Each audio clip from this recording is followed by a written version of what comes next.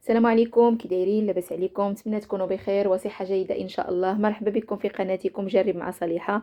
اليوم ان شاء الله غادي ندير معكم البقلاوه التركيه، كتجي لذيذه بزاف وهشيشه وسهله التحضير، بلا تشبك بلا تماره، بسرعه كتوجد، وانا متاكده غادي تبقى معتمده عندكم. ودابا بقى لي غنقول لكم فرجه ممتعه للجميع، تابعوا الفيديو للاخير.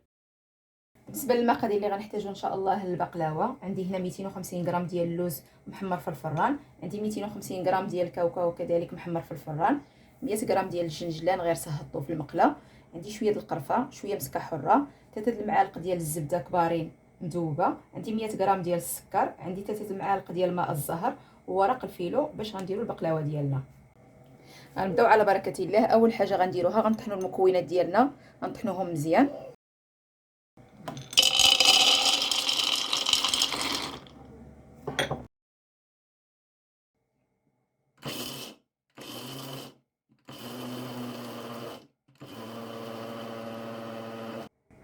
غنطحنوه بهذا الشكل.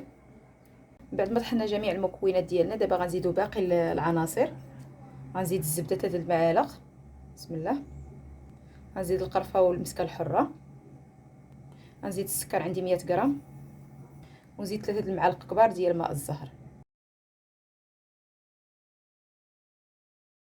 غنعجنو مزيان بيدينا.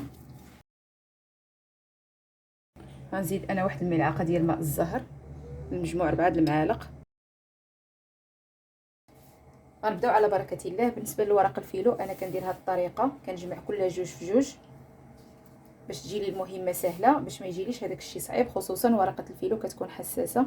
كنفرق جوج جوج غير بشويه. الا بغيتو ديروا ورقه ورقه ممكن، الا هي كتجي شويه رقيقه وصافي. دابا غنبداو ان شاء الله. نحاول ناخذ هذيك الورقه اللي غنعمرها انا، هاد الجوج غنخليهم بالطرف، والاخرين غنسد عليهم ونسد عليهم مزيان بالبلاستيكه باش ما تنشفش معنا الورقه. نخليهم على جنب. غندهنوا الورقه ديالنا بشويه الزبده.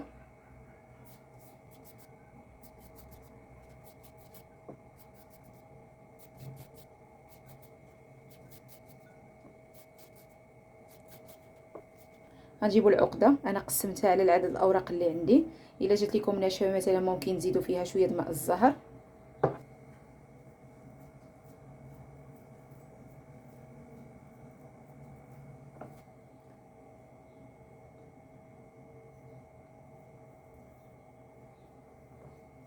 غنحطوها في الاطراف بهذا الشكل. ممكن تنقصوا مثلا العقده نتوما ديروا غير قليل، كل واحد والرغبه ديالو.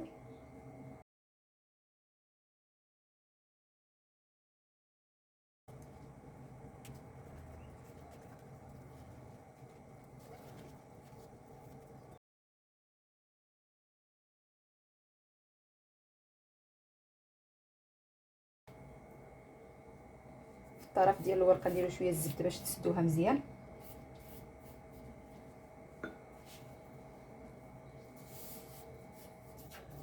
نديروها في صينيه الفرن، انا عندي هاد العبار، ممكن ديروا اي صينيه عندكم. ودابا غنستمر بهذا الشكل حتى نكمل الكميه ديالي كامله. غنكمل معكم هاد الورقه. غنجيب انا العقده، انا زدت فيها شويه ماء الزهر، غير هي من كتكون هكا مجموعه كتساعدكم في الخدمه. غنحاولوا نسرحوها على الورقه.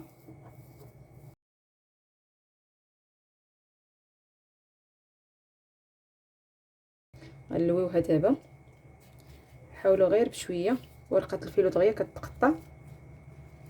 كنلوي وكنعدلو في الشكل ديال البقلاوه.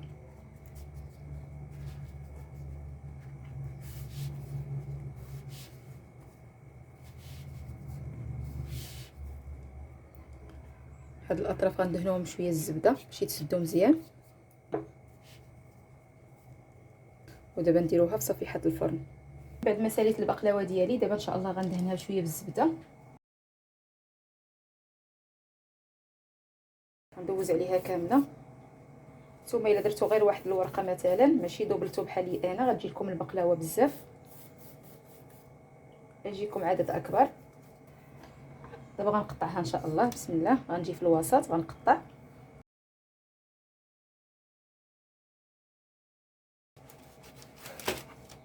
نحاول نزيد واحد الدهنه خفيفه على وجه البقلاوه من بعد ما قطعتها.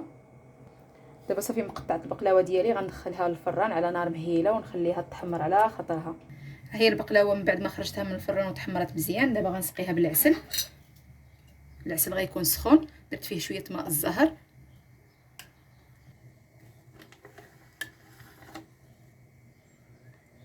غنسقيها مزيان ونخليها تشرب.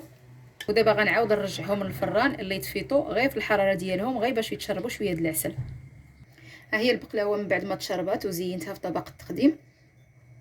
دابا ان شاء الله غندير عليها شويه رقائق اللوز اختياريه على حسب الذوق ديالكم.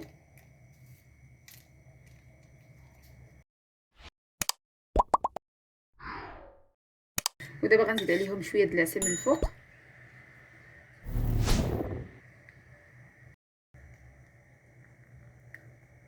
بالنسبه للعسل انا درت العسل ديال المنزل فقط، ممكن ديروا اللي كتشريوه مثلا في المحلات او تكتفيو بديال الدار وصافي.